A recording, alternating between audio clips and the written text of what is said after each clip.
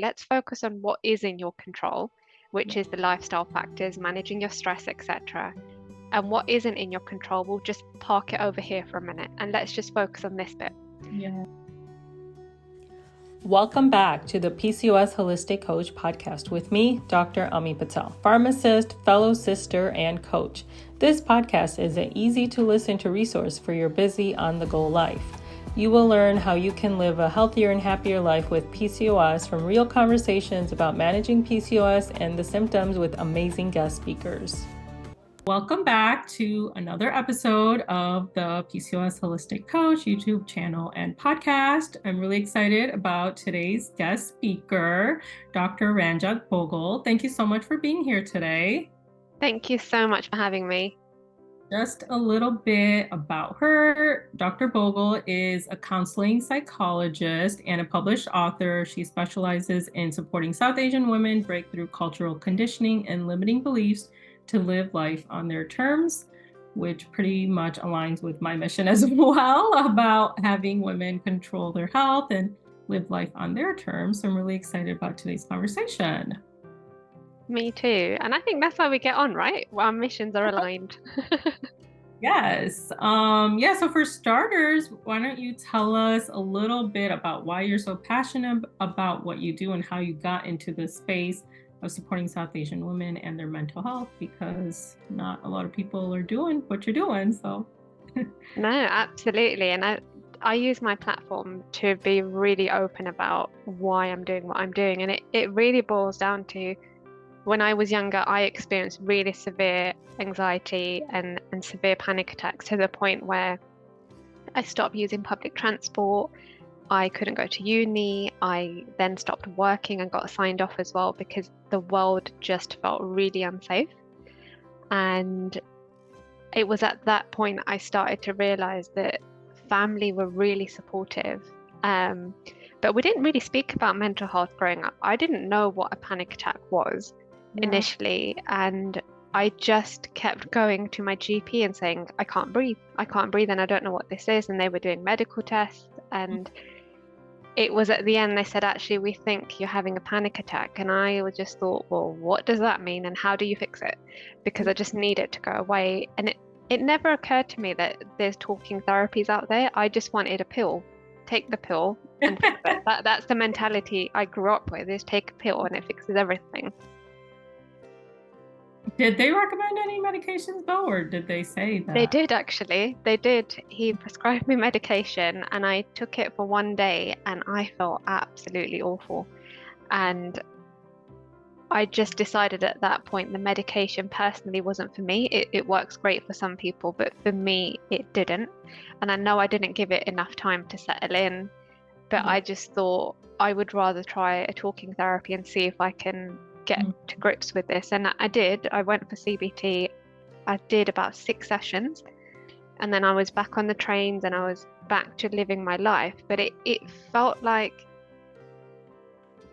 yes, I got back to doing what I was doing, but I didn't really fully understand why it happened and how do I stop it from happening again. And so I decided, actually, I want to support other women on this journey because we don't talk about it enough as a community in terms of mental health. So that's why I wanted to do what I was doing. Okay, that's great. So basically before you went to school for psychology, this was happening in your life. And so then that kind of paved your decision that, hey, I want to do this. Yeah. And I didn't actually know that I wanted to do psychology, which sounds really bizarre now. You're like, what have I been doing? Yeah, I was doing 3 A levels and I thought, which one would I most like to do at university? What was I drawn to? It was psychology. And then I did the degree and I thought, okay, I'm really enjoying this. Which area do I want to specialize in? So the whole way I sort of just allowed my intuition to guide me to what I wanted to do. But I knew it had to be something with the South Asian community. I just knew that from the start. Yeah, no, that's really awesome. And I love that, like, you use something that you struggled with to support other women. And similarly, like with my PCOS, that's what I've done as well, is taking our experiences so that other people don't have to go through the same difficulties that we had to go through. Absolutely. And I think it helps our clients actually to realize that we're on the same journey as them, and we're not saying that we're healed by any means. It's just we're just slightly ahead of you in your journey, and let us take the burden away from you. Let us guide you and support you through it. Yeah, so that it doesn't take them as long, or as like they don't have to go through all the trial and error, and just having someone that understands as well. So yeah. Exactly. And you mentioned CBT, which I actually have had done myself too, but for people that are listening, if you could just tell us a little bit more about what that is. Yeah, so CBT stands for cognitive behavioral therapy, and it's a very structured therapy. So they usually, if we're thinking about just healthcare systems, offer about 6 to 12 sessions depending on what you're experiencing. And it is very much focused on helping you to understand how your thoughts, your feelings, and your behaviors are interlinked, and teaching you strategies so that you have the ability to support yourself. So once you're discharged, you know XYZ strategies. This is what I need to do to manage my anxiety or my low mood. And so you're better equipped to cope with it. Yeah, I found it to be really effective as well. Like I personally went through like just talk therapy, but I didn't find that to be as like telling a therapist about what I was going through that week or had coming up. I didn't find that as effective as like, oh, okay, let's figure out why you're having these thoughts and what behaviors you're having because of it. And I think just being aware of it and trying to change it in the moment was really helpful for me. Yeah, it really varies. Some people prefer the more structured CBT approach where they've got more practical strategies that they can use, whereas others prefer to come in and have more of a counseling approach where they can just talk through anything and everything of that week, and that's enough for them. Yeah, and I think, that's a good point you bring up, because when I first like was seeking help, then I thought like there was literally only one type of therapy, which was therapy. But if you could, like, in addition to that and CBT, like what are some of the other therapy options people can get? There's so many out there. So there's like psychodynamic, which is very much focused on the repetitive patterns that we fall into from a young age into adulthood. There's schema therapy. There's so many out there. And I think, I guess it's not for the individual to go in and say, this is what I want. If they have a conversation with the therapist, they will get a feel of what they think is the best approach for you. Unless for some reason you really want to try a certain type of therapy and you've researched into it, that it will support you, or somebody suggested it, brilliant. But most times a therapist will get a feel for what is the best approach. And some people come in and they say they want to try a certain approach, but they might not be ready for what it brings with it, because it can be really painful. That makes sense. And I think going along with that is also realizing that maybe, like, if this therapy didn't work, that there is another type of therapy that could help you, instead of just being like, oh, well, this didn't work for me and like I'm not going to try anything else type of approach that some people may have. What do you think? Yeah, absolutely. Yeah, absolutely. I'm glad you said that, actually, because often it can put people off from trying again, but it doesn't mean you have to have the same type of therapy. There's so many out there. It might even be, and I think this is such an important point, that you click with your therapist, because you need to have that therapeutic relationship to open up in the sessions, and maybe that might be something that you need to change as well. Yeah, that's a good point. What do you think is like a good, I know, like, I don't know if it's unrealistic to be like, oh, if you don't click in the first session, then just go find another therapist. Is there like, maybe give it like 3 sessions, or what do you think? I don't know. I personally would say give it up to maybe 3 to 6 sessions, because the first couple of sessions do feel quite uncomfortable for clients, because you're having to open up your whole world to an absolute stranger. So it takes time. And especially if you've got people coming in who have trust issues already, it will take a lot longer to build up that relationship. Yeah, I think, that's a good point. Like, I think in today's world, we think like, oh, if I take one pill, like for one day, everything is going to get better. Or if I go to one therapy session, all my problems are going to be solved. And I think we have to kind of be realistic about the expectation. So I think that's a good point you make, that maybe give it 3 to 6 sessions and see if you need to either change the therapist or the type of therapy. What is cultural conditioning and how does it relate to PCOS in the community? So if we think about culture conditioning, this is messaging that we receive from the environment around us, whether that's from family, it could be from the media, from school, etc. And I think with PCOS, and I'm saying this from my own experience as well, is it almost feels like it's not spoken about in the South Asian community. Oh, And if it is, it's always in a negative light of, you know, sure. the worst case scenario of they won't be able to have children, nobody's going to marry them. And it's really catastrophic, worst case scenario thinking. Mhm. And so then you've got this person who's just been shunned from the community. And it's Mm, really sad that it's still happening. yes, definitely. And I think like the other thing is for being like a woman, everything is like either all the pressure or all the blame is put on women. Like if, for example, like you said, the fertility, right? Like if someone can't get pregnant, it's like, oh, well, it has to be the woman's fault. Mm, That's another cultural issue. absolutely. Yeah, they just assume straight away it's because of the woman. And it's not fair because it isn't always. And as we know about male infertility as well. And it's just really difficult. And I feel, yes, there has been some shift in the community as the generations are changing, but there's still a huge way to go with cultural conditioning. Yeah, definitely.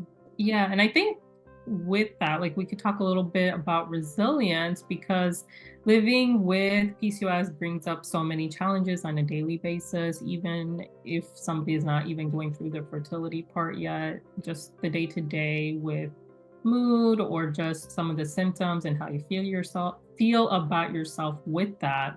So what is your definition of what resilience is and what are some tips that we can do to develop resilience in our life? So I would say resilience is your ability to bounce back from challenges or obstacles that you're coming across. And for me, I guess there's not a simple way to build it because I wish there was. I wish I could give that to everybody. But it very much depends on each person's journey and what's affected their resilience in the first place. And for some people, it can be their self-esteem. Mm, So we might need to do some work on building up their own belief that they can face these challenges and that they are able to do it. And then other times it could be looking at things like stress management, so equipping them with strategy so that they can support themselves through the challenges that they're coming across and they feel that they can manage them better. So I think it depends on each person and what they need. yeah, I think believing in yourself that you can actually overcome these challenges is a really big step.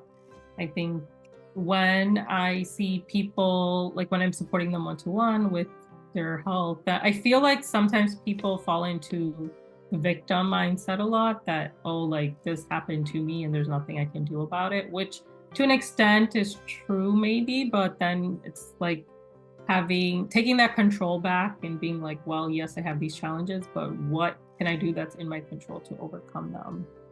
Absolutely. I think that's where therapy is really great for looking at the different perspective because the situation hasn't changed.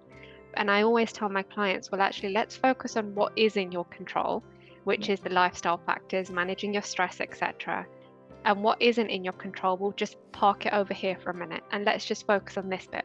Yeah. And that's when you see the light bulb when they think, oh, okay, I've spent all this time focusing on things that I can't do anything about. And now they feel really productive and they feel that they're in control once they're focusing on the lifestyle. Yeah, no, that's a really good point. And just having like that support of somebody guiding you through that thought process and then giving you the tips to manage what is in your control. What role do affirmation, self-care, and self-love play in building resilience? I think they play a huge part because it's about building that belief in yourself, right? And I think in the South Asian community, we often hear quite hurtful words and it really shatters how we perceive ourselves. And so if we're using these affirmations and these positive statements to repeat them to ourselves, it's with the intention to influence the way that we're thinking, the way that we're behaving. And so it's it's shaping the way that we're viewing ourselves as well. And the more we say to ourselves, you know, I am enough, I am worthy, the more you're going to start believing it. And I think the thing I have to say with it, it's not about denying reality, it's just reframing it. Are you enjoying this episode? Would you love the opportunity to have a conversation with me and other like-minded individuals who are also striving to become empowered about their health? If you said yes, then my free Holistic Hormone Healing Support Facebook group is for you. I invite you to improve your health with a sense of community, accountability, and fun. Learn more and join through the link in the description. Yeah, that makes sense. With that, like I know in South Asian culture, we have a lot of like guilt associated with participating and doing like self-care, or like we're told it's selfish, and that especially I feel like being a woman and seeing the other women in our lives like continue to sacrifice for their family. Like there's that expectation that like your only worth is like if you sacrifice for other people. So how do we move away from that and maybe like start implementing a little bit of self-care? I'm so glad you mentioned that because it's still happening, actually. It still happens. And I think, firstly, it comes down to just the education behind what self-care is. And looking at it from a different perspective that actually, you know, and we always talk about the oxygen mask on an airplane, Mm-hmm. is you're always told to put your own on first before you even support your child or anybody else. And I think it's transferring that and saying, well, actually, you really need to focus on filling your own cup first. And what that enables you to do is you're focusing on yourself so you can offer your loved ones the best version of you. Because imagine, and I see this time and time again, as South Asian women particularly, we're running on empty. And so when we're having these interactions with our loved ones, we're tired, we might be snapping at them, we might be feeling resentful that we're having to do everything and they're not pitching in. And actually, if we're looking after ourselves, then we might feel that the interactions or what we're offering to our loved ones is different. Yeah, definitely. And like the quality would be better too of those interactions. Yeah, absolutely. And again, with self-care, it doesn't have to look like what we saw a lot in lockdown of, you know, sitting in the bath and lighting a candle. And it works for some people, but you might even want to integrate your culture or your religion as part of self-care. And it looks different for everyone. And you might even want to lead by example and think about doing it as a family, or, you know, if your loved ones see you engaging in self-care, Right. then they might be more inclined to do it. And I always get my clients to think, actually, you know, especially if they've got daughters, is that how you want your daughter to be when she grows up? Do you want her to be running on empty? Do you want her to put everybody else first? And I always hear, no, no, no, no, no. Well, how is that going to change if you're not doing it first? Yeah, that's a good point. Yeah. Being that change that you want to see and leading by that example that you wish you had. Maybe. Absolutely. Yeah, it's creating that ripple effect, and it's got to come from you first. Yes, definitely. So if someone has not done self-care for many years, like what's a good starting point? Like if they don't, like you said, it's different for everyone. It doesn't have to be like baths and things like that. So what's a great way to start? I would say start off with something quite small that you can easily incorporate into your daily routine, because then it's easier to maintain. And it could be something as simple as having a hot cup of tea by yourself uninterrupted. Because if I'm thinking about somebody who's trying to work, they might have kids, they might live in extended family, it's very difficult to get 5-10 minutes just to have a hot cup of tea. And often I've heard my clients saying their tea gets cold and that they don't even end up having it. That in itself is self-care.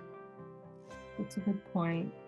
And you don't need to spend loads of money on it. And I think that's another misconception, is self-care doesn't mean you go out and have facials, etc. There's things that you could be doing at home as well. It could be going for a walk in nature. It looks very different for everybody. Yeah, I think it's such a good point about like the 5 minutes for yourself to have coffee. Like one of my friends, she had a baby recently and she was telling me the same thing. She's like, I can't even drink my tea in the mornings without it getting cold. I'm like, wow, like that's awful if you can't have 5 minutes for yourself in a day. That's just like, I know it depends when you have like young children or, like people are always needing things from you, but for 24 hours in a day, if you can't have 5 minutes for yourself, then I think that's where like maybe, reaching out for support also can come into play, right? From your partner or family or friends. So you can at least have 5 minutes for yourself. That's so Absolutely. crazy. I agree. I think this is where support systems are so important because we all need that support at some point. And I know it comes with that pride of I don't want to rely on anybody else and I want to show them that I can do it. But again, ultimately, you're going to end up burning out if you try and do everything by yourself. And so it's better to ask for that help and just have that 5 minutes to have your hot cup of tea. Yeah. Yeah, just sit with your thoughts, like feel good about the day ahead. Yeah, absolutely. And I always say this to patients when they come in and they say to me, I don't have time. And I do not accept that. I do not accept nobody's got time because I think it's about making choices. And if something is a priority, you would make time for it. And I know there's going to be emergencies and you literally cannot do it. But if we're thinking about after work and people are saying, I can't go to the gym and I can't go for a walk because it's really cold, and well, yes, you can, but you're choosing not to. And then I always try and problem solve it and say, well, actually, if it's too cold to go outside for a walk, what could you be doing instead? Maybe going for a walk inside, doing Yeah. a different form of exercise. So I don't accept that. That's what I would say. If you're going to make time for it, it's because it's a priority for you. Yeah. No, very good point. Problem solving and thinking about what it is. Like for some people, it might be that cup of coffee. For some people, it might be that walk. So figuring out what works for you and making time for it and asking for support so you can do that. Like maybe taking turns watching the child so that like you get that 15 minutes, 30 minutes to work out and your partner can get that time too. But I guess working together with other people to support you in that. Absolutely. Yeah. Support systems are really needed. And of course, I know not everybody is fortunate enough to have a support system, but then it's really thinking about actually maybe working with professionals to see actually how can I create my own support system. Yeah. And we will always support you with that. Yeah. I actually did an episode on my podcast YouTube about self-care, and one of the things I did talk about in there is like the people that do care about you truly will support you in your like wanting to work out, wanting 5 minutes for yourself. And so I think it's just recognizing the people you have in your life, in your support system. Are they really supporting you in return, or are they benefiting from you not having like boundaries or engaging less as well? Yeah. That's very interesting. Yeah, absolutely. You do have to ask yourself, is there a secondary gain here? Because, and we often see this, don't we? And I've seen this as well in the community, and I'm still seeing it, that actually, women are working full time and then they're coming home straight into the kitchen and then they're trying to put the kids to bed. And then all this time, what's the partner doing? They've gone to work, they're really tired, food needs to be ready. And it's just actually who's gaining from that? Because it's not you. Yep. Yep. And then so I think it's like having like that conversation that if two people, that if you need support and if they truly care about you, then they'll see that you want that support so you feel better and things like that. But I think it also goes back to, as South Asian women, like we're just told to do everything with a smile on our face too, like hide whatever you're feeling, just like pretend like you have energy and just be happy and make it work.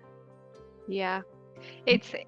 Basically they want us to be passive, don't they? It's just we're feeling all of these emotions, we're feeling the anger, we're feeling the resentment, we're feeling sad and hurt, but we've got to put this beautiful smile on our face and just carry on doing what we're doing. But actually we can be assertive about it, and that means that we can say exactly how we're feeling from our position in a respectful but direct way.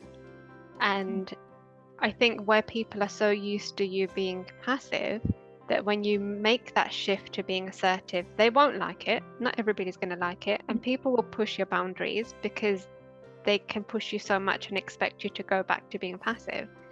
But I guarantee if you create those healthier boundaries and you become that broken record of, no, this is my new boundary, accept it, or that's it, they will eventually come around. And if they don't, were they really meant to be a true part of your life? Were they offering anything to you really, or was this more for their gain? Yeah, like was it a one-way relationship? Mm. Yeah, so it's interesting because like the more I'm becoming aware of that, I notice like other people, they may not have boundaries, or like if I say to them, if I give them this advice, they're like, no, I could never say that to them, or I could never enforce that boundary, or I could never do XYZ. So what do you like, how do you help your clients with starting to form boundaries so that they could engage in self-care? So the first step for me is always thinking about what their boundaries are at the minute. So before I even go in and change anything, I always ask, well, what are your boundaries? What are you comfortable doing? What are you not comfortable doing? And what's the middle ground where maybe you might compromise if a request is made of you? But I think with self-care, the one thing that I would always suggest is to schedule it into your diary so you've blocked out that time and you're not available for anything else unless there's an emergency. Because if you say at some point, I will have a hot cup of tea, when is that going to be? Next year? Next month? It's got to be in the diary, and it's just following through with it. And that's the most important thing. If you've told your loved ones, I need you to look after our child because I'm going to go for a walk, and then you're not going for that walk, what's going to happen? Next time they're going to say, well, you didn't go, so I'm not doing it. Yeah. So whatever you are trying to incorporate, make sure that you're following through with it and you're doing it, because your support system will start to pick up on that.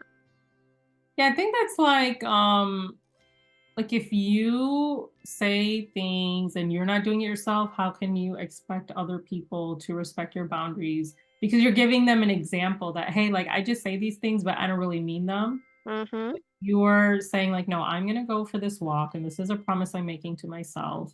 And you have to follow through on it, because then they'll be like, oh no, when she says things, she's actually going to do it.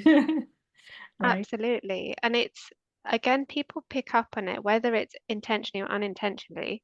Yeah. But if you are saying, I'm not respecting myself, Have self-respect. you're allowing other people to have this red flag that says, come and disrespect me. I'm ready for it because I don't respect myself. If I'm not respecting my boundaries, then come and walk all over me. And it's so common in our community. And then it's really sad that when women are trying to be assertive, it's perceived as being rude or aggressive, but it's not. Yeah. You are just a woman asking for your basic rights and needs, and you are allowed to do that. Yeah. Yeah. I think, first it starts with you believing that yourself, that what you're asking for is not too much, or saying no is okay. When someone asks something of you that is too much, or you don't have the energy for that right now, but it's okay to say, no, I can't this time, but maybe next time if XYZ was lined up. Absolutely. And there's so many different ways. It could be the outright no, I can't support you, and you don't need to give a justification. That too. Or other times you might feel that you need to offer a direct but brief reason for why you're saying no. And then other times you can say, actually, I don't mind helping you, but not right now, and maybe I can help you another time. So it's more on your terms. Yeah. But don't feel that you have to give an answer straight away. You can always reflect and say, I need to get back to you, because often we feel the pressure to agree to something in the minute, and then afterwards we're kicking ourselves because we didn't want to do it. But just take time and say, actually, I'll get back to you. I haven't got my diary with me. Let me just have a look and I'll get back to you. And then just formulate, do I want to do this or do I not want to do this? Yeah, that's a good point, for sure. I think a lot of that probably comes from like people pleasing, like just wanting people to be happy with you or make them happy as well. I think that's really common. Absolutely. And again, it goes back to self-esteem, doesn't it? Because that's when that people pleasing starts to develop is quite early on. Is we have these experiences growing up, and it just changes our perception on the world and how we need to behave to be a certain way. And so what people end up realizing is actually, I need to maybe people please in order to be liked, in order to be heard, in order to be understood. Yeah. And so what do? They become a people pleaser for the rest of their life. Yeah, and in order to feel important or needed, because then people will come to you because you're always the one that will say yes or will always help. But at the end of the day, is that coming at the cost of your own health, whether it's physical, mental, emotional? Most likely.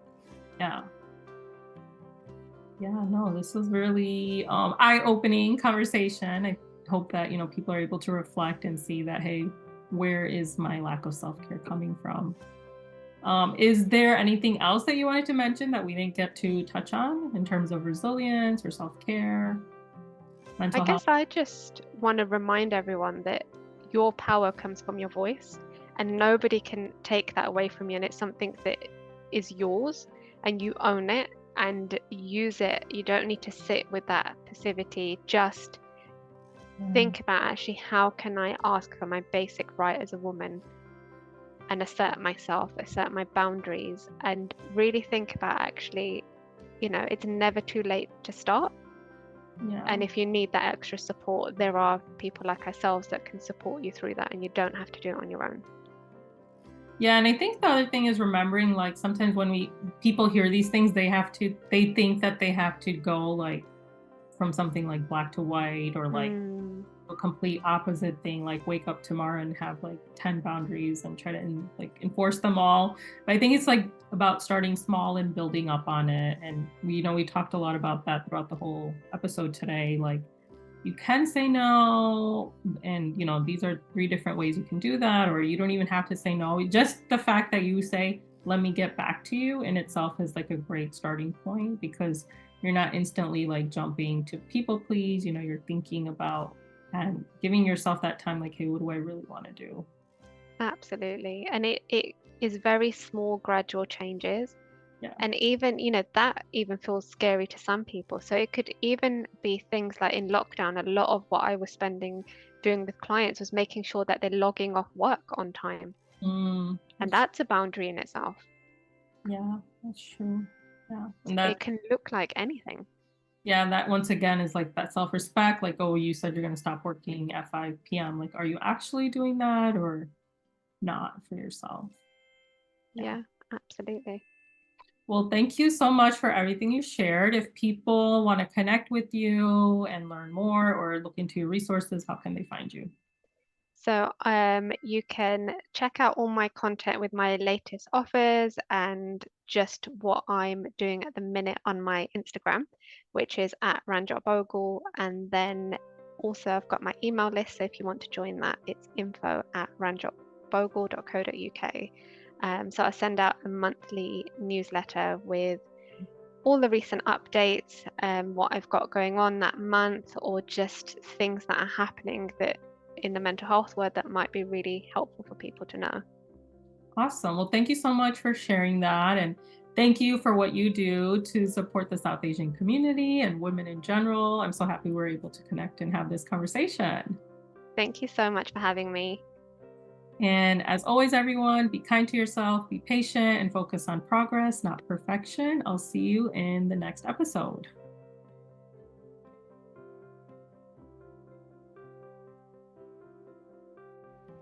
If you enjoyed this episode, please leave a review on the podcast so it can reach other listeners that need support with their PCOS. If you're watching on YouTube, please like, comment, and subscribe. I would love to connect with you. Send me a DM on Instagram or TikTok at pcos.holistic.coach. Until next time, thank you so much for tuning in.